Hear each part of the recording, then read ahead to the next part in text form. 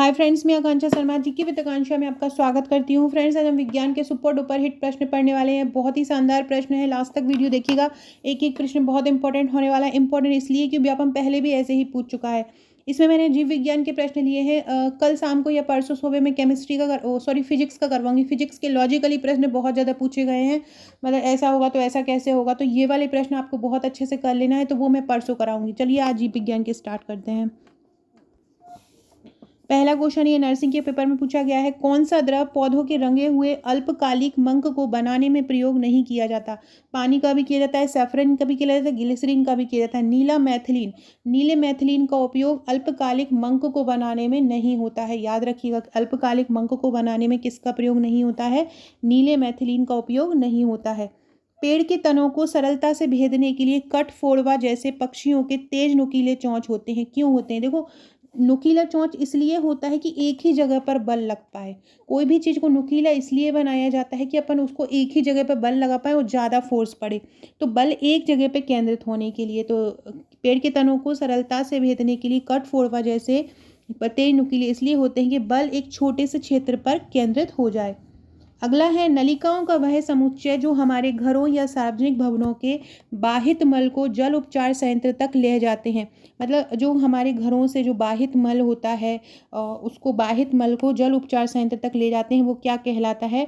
तो परिवहन तो कहलाएगा नहीं, वो कहलाता है मल व्यवस्था कहलाती है। मल व्यवस्था के चलते जितना भी जो भी बचा हुआ सामान होता है वो जल उपचार संयंत्र तक जाता है, मल व्यवस्था के अंतर्गत। चमगादड़, टिड्डा तथा कबूतर के अंग किस प्रकार के अंग होते हैं?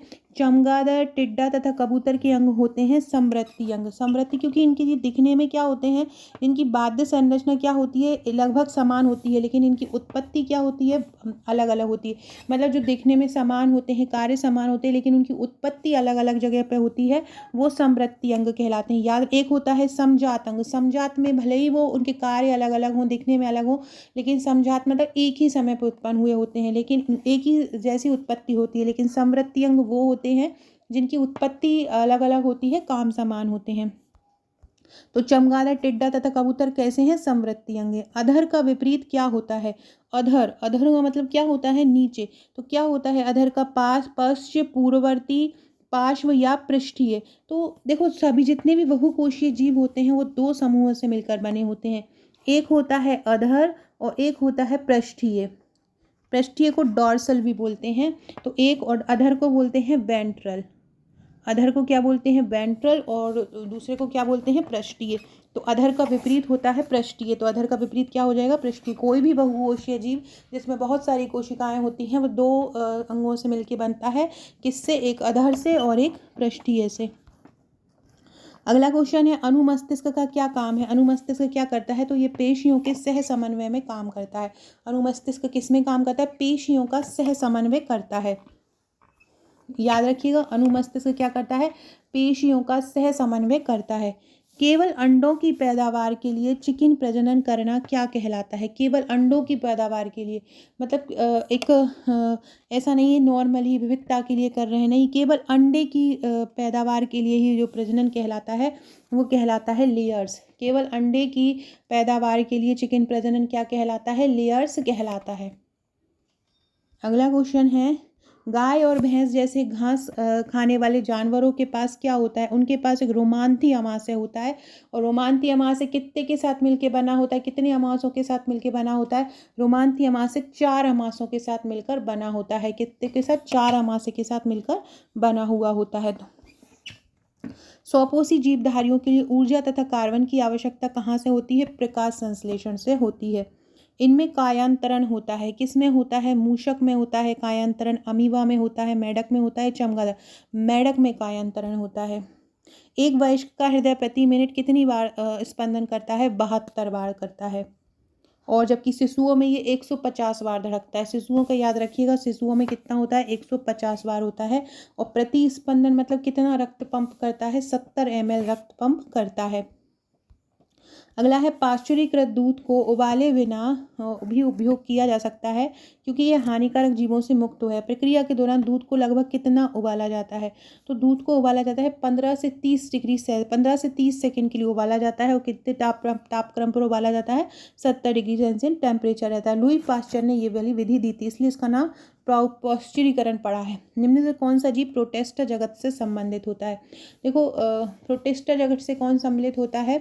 जो प्रोटिस्टा जगत से सम्मिलित होते हैं जो अकोशिकीय जीव होते हैं। तो पेनिसिलिनम केवल प्रोटिस्टा से संबंधित नहीं है बल्कि एक कोशिकीय जीव होते हैं प्रोटिस्टा। और यूग्लिना हुआ, अमीबा हुआ, पैरामीशियम हुआ, ये सभी प्रोटिस्टा जगत से संबंधित हैं। पेनिसिलियम प्रोटिस्टा जगत से संबंधित नहीं है। पेनिसिलियम जो है वो ये कवक जगत का बीज है जिसे पेनिसिलिन एंटीबायोटिक प्राप्त किया जाता है। तो इनमें से कौन सा प्रोटिस्टा जगत से संबंधित नहीं है? पेनिसिलियम प्रोटिस्टा जगत से संबंधित नहीं है। ये एक बार वर्गीकरण है, एक बार मैं लास्ट वीडियो में ये सभी कराया था, एक बार और बता देती हूँ। लीनियस जो हैं वो आधुनिक वर्गीकरण के पिता हैं। सबसे उच्च वर्ग जगत होता है और सबसे निम्न वर्ग जाति होता है। लीनियस कौन है? आधुनिक वर्गीकरण के पिता हैं। लीनियस के अनुसार 6 प्रकार का वर्गीकरण होता है: जगत, उपजगत, वर्ग, उपवर्ग, वंश और जाति। ये 6 प्रकार का होता है। सबसे पहले अरस्तु ने जीव जगत को 2 समूह में बांटा था। कौन सा? वनस्पति और जंतु जगत, अपनी पुस्तक सिस्टेमा सेंचुरी में, ये सिस्टेमा नेचुरी में। सबसे पहले ये भी लिख लेना, लीनियस आधुनिक वर्गीकरण के पिता थे। अब फिर है 1969 में विटकर ने फिर से द्विजगत वर्गीकरण किया था। द्विजगत विटकर ने किया था और इसको उन्होंने 5 जगत प्रणाली नाम दिया। मतलब उन्होंने इसको 5 जगत में बांटा। एक होता है, सबसे पहले बांटा मोनेरा जगत में। मोनेरा को जगत को मतलब मोनेरा जगत में प्रोकैरियोटिक जीव आते हैं, जैसे कि जीवाणु हुए, साइनोबैक्टीरिया हुए, बैक्टीरिया हुए, आर्कियो बैक्टीरिया हुए, ये मोनेरा जगत में आते हैं। दूसरा होता है कवक जगत। कवक जगत में फंजाई आते हैं, परजीवी मृत पदार्थों पर भोजन के निर्भर के रहने वाले, ये कवक जगत में आते हैं, जैसे कि अभी हमने ऊपर पढ़ा है पेनिसिलियम। तीसरा होता है जंतु जगत। जंतु जगत में बहुकोशिकीय प्राणी आते हैं जिनकी बहुकोशिकाएं होती हैं। इनको जो जंतु जगत होता है उसको मेटाजोआ भी बोला जाता है। अगला आता है प्लांटी जगत। प्लांटी जगत में शैवाल व कोशिकीय जीव आते हैं और प्रोटिस्टा में एक कोशिकीय यूकैरियोटिक पादप व जंतु आते हैं। और युग्लिना भी इसी में आता है। युग्लिना को पादप और जंतु के बीच की कड़ी कहा जाता है। अगला है स्पंज वास्तव में क्या होते हैं? स्पंज जो होते हैं वो क्या होते हैं? तो स्पंज पॉरीफेरा संघ के होते हैं, जंतु होते हैं ये। और ये पेरिफोरा संघ के होते हैं। समुद्री ये मीठे एवं खारे पानी में पाए जाते हैं। इनके शरीर पर छोटे छोटे छिद्र होते हैं जिससे शरीर जल में प्रवेश करता है। तो क्या होते हैं? वास्तव में ये जंतु होते हैं। निम्नलिखित में से कौन सा उल्लेखित जानवर में पाए जाने वाला अनुकूलन नहीं है? लाल आंखों वाला मेढक के पैरों पर स्टिक पे अनुकूलन से मतलब होता है जो अनुकूलित करता है उनको रहने के लिए किसी जगह पे। टुकेन की नुकीली लंबी चोंच, बंदर की लंबी पूंछ या बंदर के नुकीले पंजे। बंदर के नुकीले पंजे कोई अनुकूलन का उदाहरण नहीं है। बाकी सब ये जो चारों हैं ये अनुकूलन के उदाहरण हैं। अनुकूलन जो जीवों को एक निश्चित वातावरण में रहने के लिए योग्य बनाता है उसको बोलते हैं अनुकूलन। टिड्डे आप आवाज़ कैसे निकालते हैं? अपने पंखों को हाथों से साथ में रगड़कर, पिछले पैरों को पंखों के विपरीत रगड़कर, अपने मुखों से हवा को बाहर फेंककर या अपने पंखों के कंपन से। तो जो टिड्डे होते हैं वो ऑर्थोप्टेरा, टिड्डे किसके होते हैं? ऑर्थोप्टेरा एक्रिडाइडी परिवार के होते हैं और ये अपने पिछले पैरों को अपने अपने पंखों के विपरीत रगड़कर आवाज़ करते हैं। मतलब ये पैरों से आवाज़ करते हैं। किससे करते हैं? पैरों से। पिछले पैरों को अपने पंखों के विपरीत ले जाते हैं। आपने सुना होगा कि जो बारिश होती है तो भाई टैं टैं टैं की आवाज़ आती है। उनकी छोटा सा कीड़ा होता है वो भी इतने तेज़ आवाज़ करता है। तो वो कैसे करता है? अपने पैरों को ऊपर ले जाता है पंखों के पास।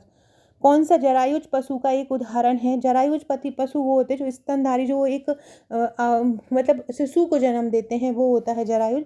इनमें से मेढक तो नहीं है, शुतुरमुर्ग, सांप भी नहीं है, ये सब अंडा देते हैं। कंगारू जो है वो जरायुज में आ जाएगा क्योंकि ये जंतु अंडे देते हैं जिनके संरक्षण और निकले बच्चे का पोषण अपने पेट पर बने पाउच में करते हैं। मतलब किस तरह से ये अपना पेट में ही एक बच्चा उनका रहता है, पेट में ही ये पोषण मिलता है उस बच्चे को, जैसे कि इन मानव के साथ होता है। वही जो आते हैं, मनुष्य भी इसका इधर आता तो मनुष्य भी इसका आंसर हो जाता। मेढक में अंडों से बच्चे निकलकर क्या विकसित करते हैं? टैडपोल। मेढक में से अंडों के बच्चे निकलकर क्या बनाते हैं? टैडपोल बनाते हैं। और मेढक के लार्वा को टैडपोल बोला जाता है। ये जल में ही रहता है। उस जीव को पहचाने जिसमें परिसंचारी तंत्र पाया जाता है। परिसंचारी तंत्र हाइड्रा जगत के जंतुओं में पाया जाता है। परिसंचरण नहीं है, परिसंचारी है।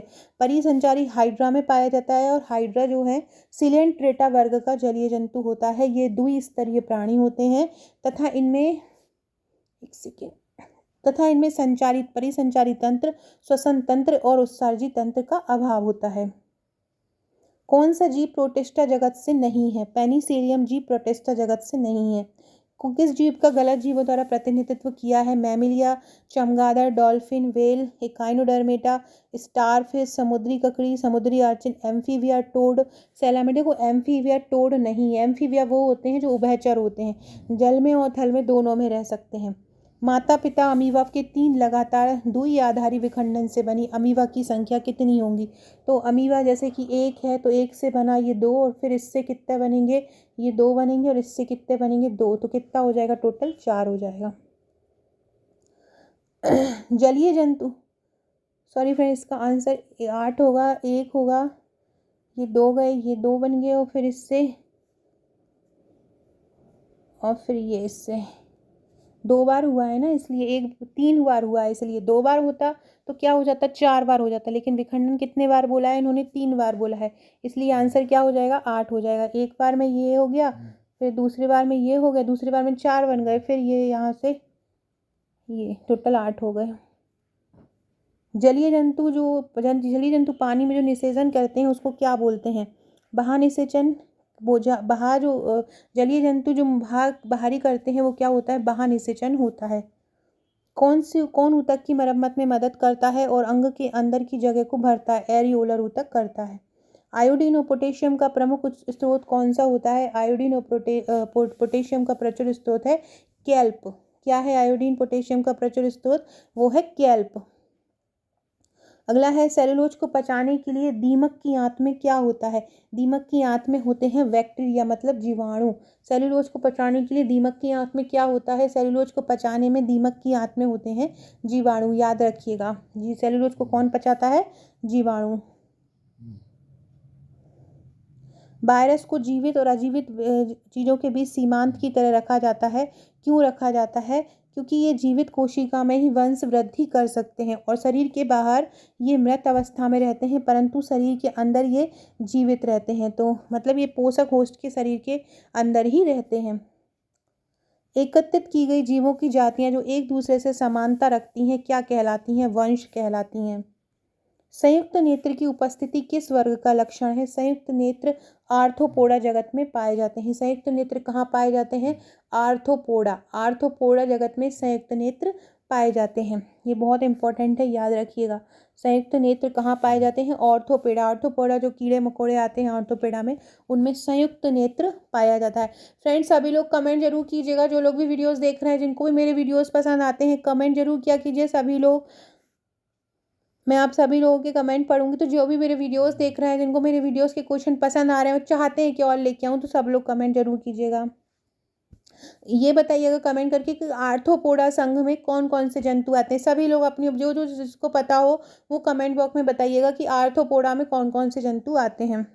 एक विद्यार्थी ने विभाजित त्रिकोण की जीव को आर्थ्रोपोडा के रूप में पहचान की। इसके निश्चित करने से पहले कौन सा लक्षण दिखाई देगा? तो आर्थ्रोपोडा में काइटिनियम पाया जाता है। प्राणी जगत का कौन सा जीवधारी है जिससे परिभाषित कैंट्रम नहीं होता, लेकिन उसका शरीर बहुकोशिकीय होता है? लेकिन परिभाषित क्या नहीं होता है? परिभाषित कैंट्रम नहीं होता है और उसका शरीर बहुकोशिकीय होता है, तो वो होता है प्रोटिस्टा। निःश्वासन के दौरान कुछ प्रमुख घटनाओं को चुनिए। डायफ्राम चपटे हो जाते हैं, पसलियाँ ऊपर उठती हैं, फेफड़े फैल जाते हैं। डायफ्राम ऊपर उठते हैं, पसलियाँ नीचे आती हैं। डायफ्राम ऊपर उठते हैं, पसलियाँ ऊपर फैलती हैं। देखो, निःश्वासन के दौरान क्या होता है कि डायफ्राम ऊपर उठ जाता है और पसलियाँ नीचे आ जाती हैं। डायफ्राम ऊपर आता है, पसलियाँ नीचे आती हैं और फेफड़े सिकुड़ जाते हैं। तो याद रखो, पसलियाँ कहाँ आती हैं? नीचे आती हैं। मैदा, खमीर, शक्कर और गर्म पानी से गुथा हुआ आटा उठ जाता है या फूल जाता है, तो क्यों? तो खमीर द्वारा उत्पन्न जो कार्बन डाइऑक्साइड होती है वो आटे में भर जाती है, इसलिए जो खमीर आटा जो है वो फूल जाता है। एक मेंढक किसके द्वारा सांस लेता है? तो एक मेंढक त्वचा से भी लेता है, फेफड़े से भी लेता है, मुंह से। तो तीनों ही इसका आंसर हो जाएगा। श्वास नली द्वारा श्वसन किस में देखा जाता है? कीटों में। श्वास नली द्वारा श्वास किस में देखा जाता है? कीटों में श्वास नली द्वारा श्वास देखा जाता है, इसको ट्रैकिया भी बोला जाता है। वह जीव जिसमें रक्त परिसंचारी तंत्र नहीं होता है, तिलचट्टा। कौन सी वर्गीय संवर्ग दूसरा सभी को सम्मिलित करती है? ऑर्डर के अंतर्गत कुल आता है, कुल के अंतर्गत अनेक वंश आते हैं और वंश के अंतर्गत अनेक जातियों को रखा जाता है। तो कुल जो है वो सबको रखती है। शरीर के बाहर बाह्य एंजाइम द्वारा पाचन किस पोषक में सम्मिलित होता है? मृतजीवी। मृतजीवी जो होते हैं शरीर के बाहर बाह्य एंजाइमों द्वारा पाचन करते हैं। कौन? मृतजीवी। अगला है 6 जोड़े पैर के इनमें से कौन है जिसके 6 जोड़े पैर पाए जाते हैं? तो परिसंचरण तंत्र किस में नहीं होता है? हाइड्रा में नहीं होता है, ये हमने कर लिया है। और इसके अलावा 6 जोड़ी पैर के साथ कौन सा संधिपाद है? तो ये है कीट वर्ग। ऑर्थोपेडा जो संघ होते हैं उनको संधिपाद प्राणी भी बोलते हैं। और ये किस में आता है? 6 जोड़ी पैर कीट वर्ग में आता है। इसके अलावा जो एरेक्नेडा है वो 8 जोड़ी पैर वाला है। फ्रेंड्स, ये प्रबंधन की प्रश्नोत्तरी है। अगर आप प्रबंधन के एमसीक्यू लेना चाहते हैं तो ये 90 रुपये में PDF आप परचेस कर सकते हैं। हाइड्रा को कई भागों में काटा जाए तो क्या होगा? तो हाइड्रा को अगर काटा जाए तो वो पुनः प्रत्येक खंड पुनर्जनन द्वारा फिर से नया बन जाएगा। तो पुनरुद्वन द्वारा नई व्यष्टि बनाएगा, इसका आंसर हो जाएगा। तिलचट्टे का श्वसन तंत्र जो है वो अनेक श्वसन नलिकाओं से बना होता है। किसका? तिलचट्टे का। ये नलिकाएं बाहर की ओर श्वास रंध्रों द्वारा खुलती हैं। याद रखना, तिलचट्टे का श्वसन तंत्र किससे बना होता है? श्वसन नलिकाओं से। और ये नलिकाएं बाहर की ओर श्वास रंध्रों द्वारा खुलती हैं। तिलचट्टे में 10 जोड़ी श्वास रंध्र होते हैं। ये पूछा जा सकता है कि तिलचट्टे में कितने जोड़ी श्वास रंध्र होते हैं? तिलचट्टे में 10 जोड़ी श्वास रंध्र होते हैं। 2 वक्ष में होते हैं और 8 उदर में होते हैं। तिलचट्टे की जो श्रृंगिकाएं होती हैं वो 3 भागों में बटी हुई होती हैं। अमीबा में संकुचनशील रिक्तिका का काम क्या होता है? परासरण करना। अमीबा में संकुचनशील रिक्तिका पाई जाती है, क्या करती है? परासरण करती है। बहुविखंडन इनमें से किस में पाया जाता है? बहुविखंडन प्लाज्मोडियम में पाया जाता है। बहुविखंडन किस में पाया जाता है? प्लाज्मोडियम में पाया जाता है। और प्रत्येक प्लाज्मोडियम बहुविखंडन द्वारा लाखों की संख्या में पुत्री कोशिकाएं बनाता है। बहुविखंडन किस में होता है? प्लाज्मोडियम में होता है। जीवाणु में अलैंगिक विखंडन होता है, अलैंगिक प्रजनन होता है। और युगलिना में अनुलंब द्विविभाजन होता है। युगलिना में क्या होता है? अनुलंब द्विविभाजन होता है। और बहुविखंडन किस में होता है? प्लाज्मोडियम में।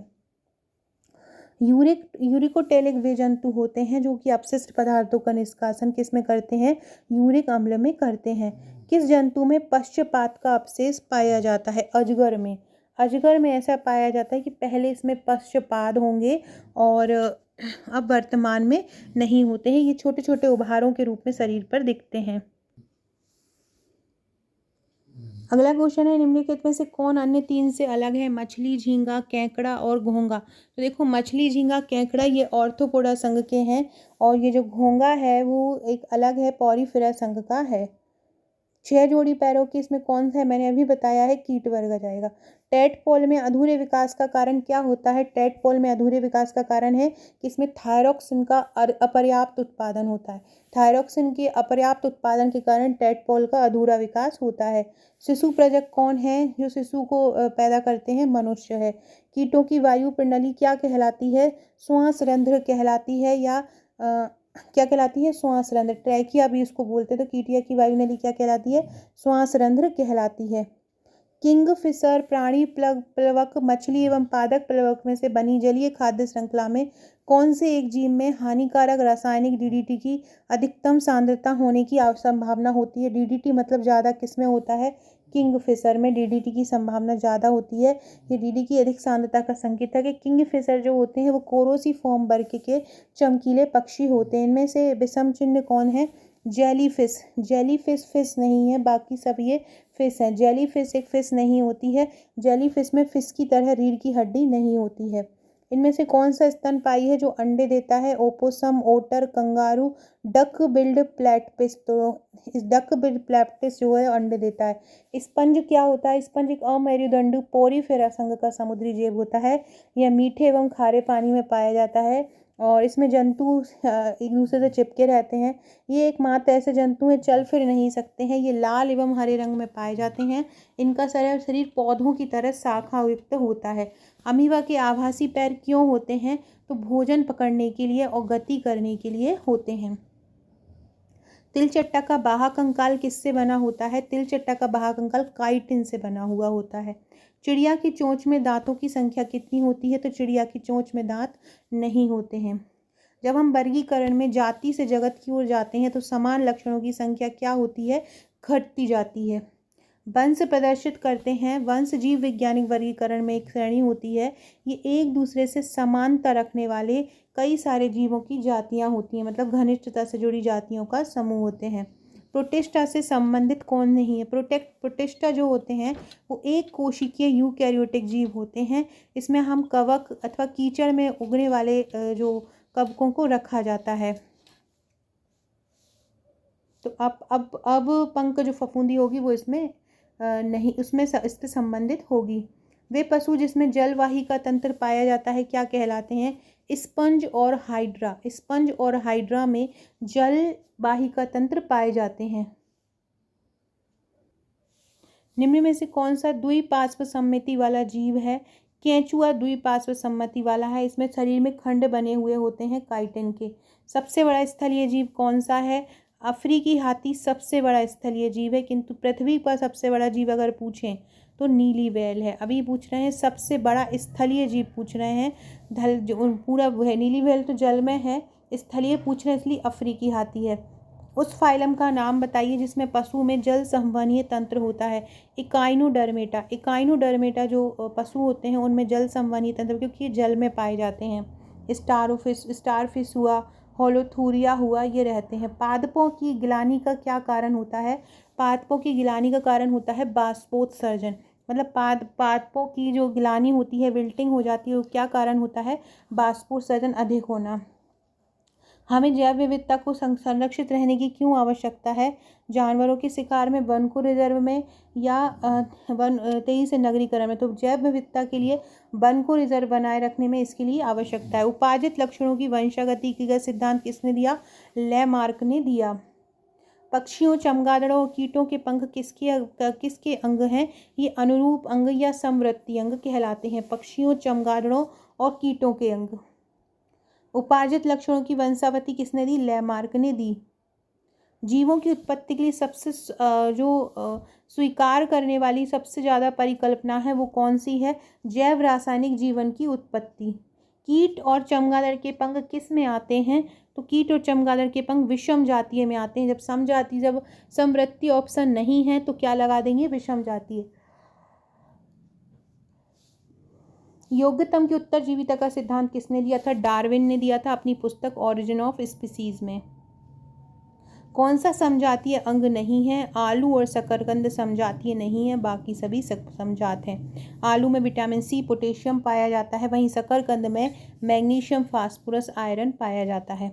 पक्षियों के पंख किसके उदाहरण होते हैं? अग्रपाद के, मतलब आगे के पाँव के।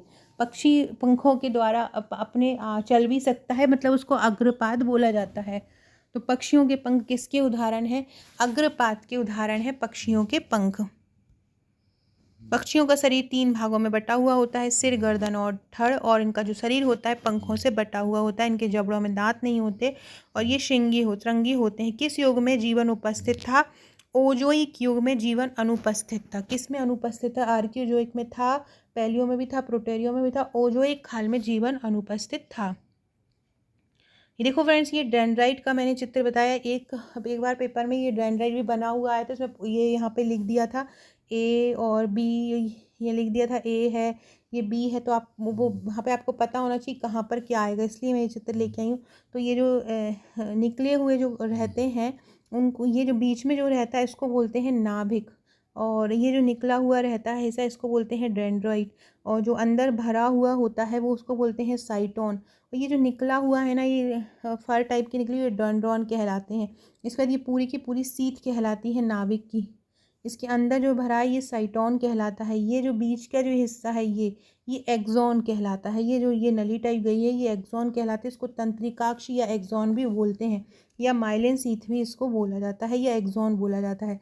और ये जो पीछे का जो हिस्सा है ये पेशी कहलाता है।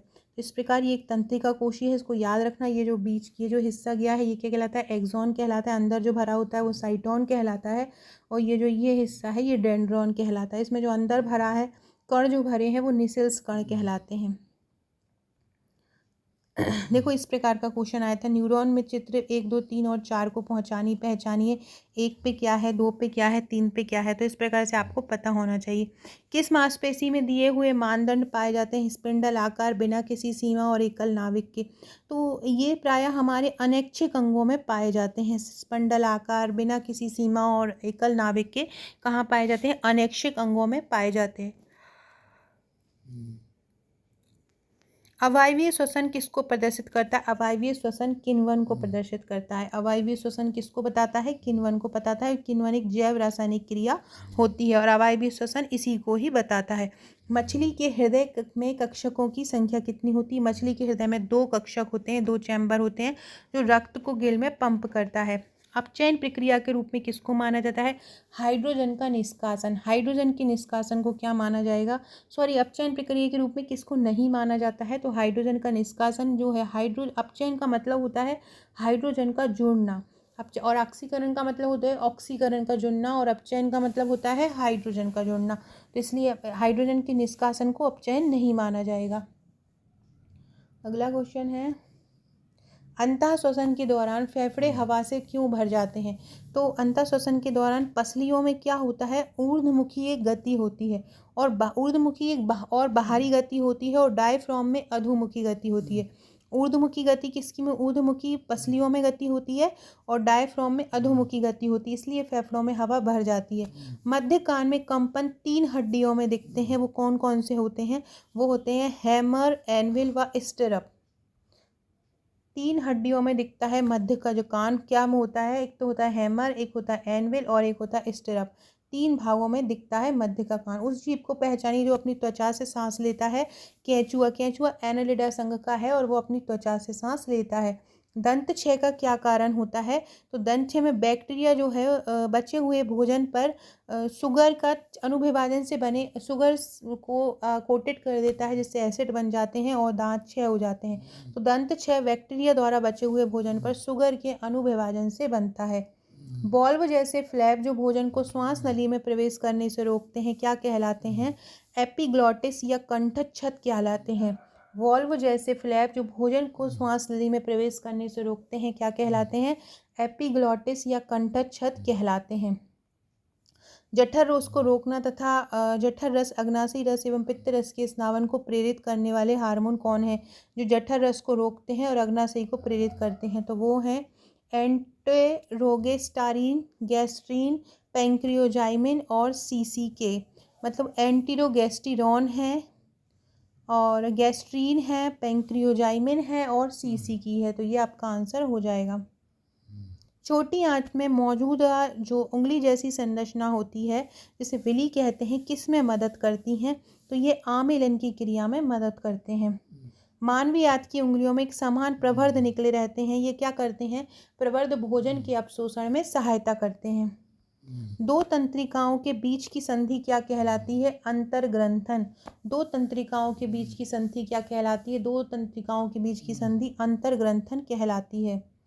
कॉकरोच में हेपेटिक सीका किससे निकलते हैं? कॉकरोच में जो हेपेटिक सीका है वो अग्रदांत और मध्य आंत के संधि स्थल हेपेटिक सीका होता है, और ये काम क्या करता है? ये पाचक रस का काम करता है। तो कॉकरोच में हेपेटिक सीका होते हैं। ये पूछ सकता है कि हेपेटिक सीका किस जानवर में होते हैं?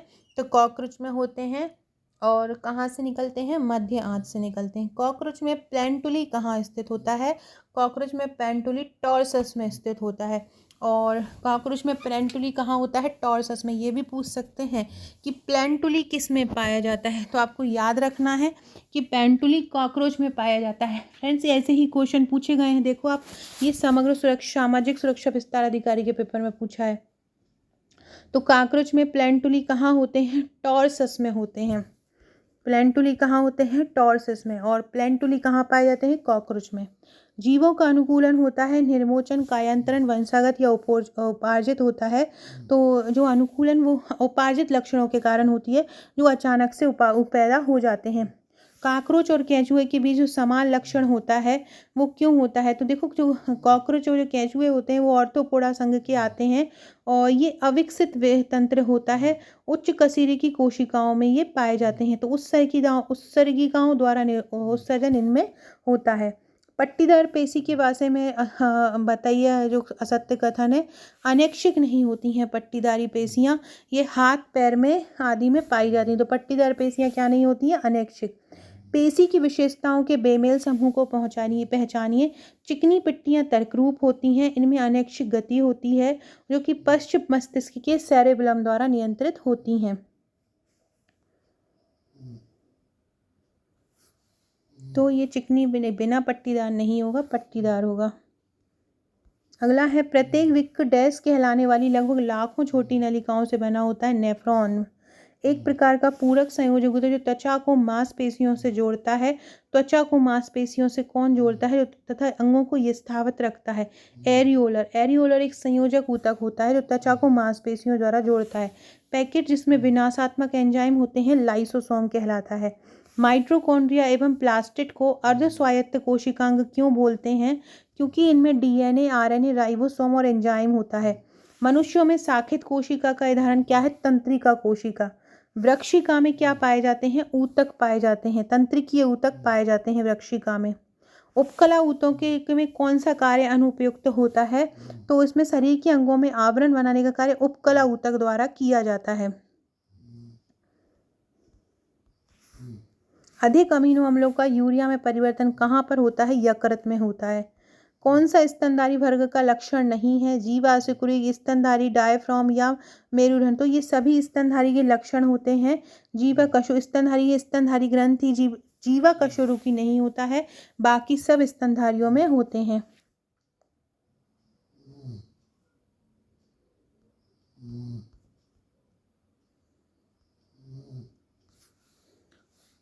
स्तनधारी वर्ग में जी कशुरुकी मतलब कोशिका तो पाई जाती है, स्तनधारी ग्रंथि भी पाई जाती है, मेरुदंड नहीं होता है स्तनधारी में।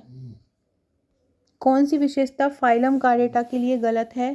कार्डेटा संघ में उन जंतुओं को रखा जाता है जिनके जीवन चक्र की किसी न किसी एक अवस्था में खोखली पृष्ठ तंत्रिका रज्जु पाई जाती है, लेकिन इनमें मेरुदंड की उपस्थिति नहीं होती है। तो फाइलम कार्डेटा में क्या जाएगा? मेरुदंड की उपस्थिति। अगला है, नेत्र लेंस द्वारा रेटिना पर किस तरह का प्रतिबिंब बनता है? नेत्र लेंस द्वारा बनता है रेटिना पर। कैसा बनता है? रेटिना पर अधोशीर्षीय और हासित बनता है।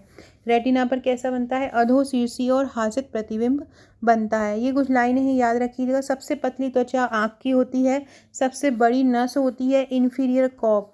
फास्फोरस कोशिका की मरम्मत करता है। डीएनए, आरएनए का घटक होता है। गंधक त्वचा की बीमारी का निदान करता है। H1N1 वायरस, स्वाइन फ्लू है। स्टेटस कॉर्नियम हथेली पर मोटी होती है। एक पोषक स्तर से दूसरे में पोषक स्थानांतरित ऊर्जा की मात्रा कितनी है? 10%। एक से दूसरे में कितनी मात्रा स्थानांतरित होती है? 10 और वह 90% व्यय कर दी जाती है। अमोनिया का यूरिया में रूपांतरण कहाँ होता है? यकृत में होता है अमोनिया का यूरिया में रूपांतरण। वह रोग का प्रकार जिसकी अप्रत्याशित शुरुआत रोगी की सामान्य कार्यकी को प्रभावित करती है क्या कहलाती है? जिसमें अप्रत्याशित की शुरुआत होती है को तीव्र रोग कहते हैं। एपिग्लॉटिस सीमा क्या कहलाती है? ग्लॉटिस अथवा कंठ द्वार की। स्तनधारियों में ऑक्सीजन युक्त रक्त हृदय में कैसे प्रवेश करता है? बाएं आलिंद से। ऑक्सीजन युक्त रक्त कहाँ से जाता है? बाएं आलिंद से हृदय में जाता है। पेनिसिलिन क्या है? प्रतिजैविक है। टैनिन एकत्रित होता है कहाँ पर? टैनिन कास्ट में एकत्रित होता है। कपाल तंत्रिकाओं की संख्या कितनी होती है? 12 जोड़ी कपाल तंत्रिकाएं संख्या पाई जाती है, मतलब 24 होती हैं। जोड़ी में आता तो 12 आंसर होता है, संख्या में पूछा इसलिए 24 होगा। एथलीट फुट या टीनिया पेडिस का कारण क्या होता है? कवक होता है। कौन सी जीवाणु से नहीं होता है? तो मलेरिया प्रोटोजोआ के कारण होता है और मादा एनोफिलीज से होता है। काली खांसी टाइफाइड जीवाणु से होता है। पाचन की क्रिया पेप्सिन तथा रेनिन द्वारा होती है। पाचन की क्रिया में किसका कार्य नहीं होता है? बायोटिन का काम नहीं होता है। मानव शरीर की सबसे छोटी ग्रंथि अपस्नावी ग्रंथि और बड़ी ग्रंथि यकृत है। हृदय के ऊपरी दो प्रकोष्ठ, हृदय 4 कोष्ठों से बना होता है। हृदय के ऊपरी 2 कोष्ठ जो है वो दाएं आलिंद और बाएं आलिंद तथा नीचे के दायां निलय और बायां निलय कहलाता है। पित्त रस पाचन नहीं है, पाचन के लिए क्यों आवश्यक है? क्योंकि यह आंत में उपस्थित पाचन एंजाइमों को क्रियाशील बनाता है। फ्रेंड्स, डिस्क्रिप्शन बॉक्स से व्हाट्सएप टेलीग्राम ग्रुप से जुड़ जाइएगा और ये मेरी इंस्टा आईडी है, इसको ज़रूर फॉलो कर लीजिएगा। इंस्टा पर मुझे हाय लिख कर भेजिएगा। अगर सभी लोग मेरे को इसमें आपको बहुत अच्छी अच्छी चीज़ें इंस्टाग्राम के थ्रू मिलती रहेंगी। अगर आपने आपका नंबर व्हाट्सएप पर मुझे सेव नहीं कराया है तो वो भी सेव करा दीजिए 6260190944 पर। पेट के स्तर द्वारा स्नावित किया जाता है। स्लेस्मल जो होता है वो क्या करता है? हानिकारक पदार्थों से पेट के स्तर को बचाता है। श्वसन में डायफ्राम को किसके दौरान ऊपर धकेला जाता है? निःश्वसन की समाप्ति पर। जठर नाल का कौन सा भाग जीवाणु को मारने में सफल होता है? आमाशय भाग। मनुष्य के फेफड़े छोटे वायु कोषों से बने होते हैं, इनको क्या बोलते हैं? वायु कोष्ठिका। दांत के दूसरे समूह का नाम बताइए। दूध के दांत को प्रतिस्थापित करते हैं स्थायी दांत। क्षुद्रांत द्वारा अपशोषित और रक्त कोशिकाओं द्वारा स्थानिक ग्लूकोज का क्या होगा? तो ये कार्बन डाइऑक्साइड में टूट जाएगा। मानव पाचन तंत्र के किस भाग में वसा पूर्ण रूप से पच जाता है? एस्कियोसिस या परजीवी जो कृमि होते हैं, परजीवी कृमि कहलाते हैं, याद रखिएगा। और मानव का पाचन तंत्र किस भाग में वसा पूर्ण रूप से पच जाता है? क्षुद्रांत में या छोटी आंत में वसा पूर्ण रूप से पच जाता है। मृदा के संगठक में कौन 95% वाटर होता है, 2.5% यूरिया होता है और 2.5% अन्य रोग होते हैं। कौन सी बीमारी परजीवी के कारण होती है? एस्केरिस। पुरुष में मस्तिष्क का अधिक भाग विकसित भाग कौन सा होता है? प्रमस्तिष्क होता है। मनुष्य में अपच किसके कारण होती है? पेट में अम्ल के निर्माण से हो जाती है। एक गर्म पानी के स्नान से ऐंठन दूर हो जाती है। क्यों? गर्म पानी रक्त का आपूर्ति कर देता है शरीर में। पेशी नलिका के अंत में मूत्रीय छिद्र क्या कहलाता है? मूत्र मार्ग। कौन सा दांत का युग्म भोजन को चबाने के काम आता है? चवंडक और अग्र चवंडक।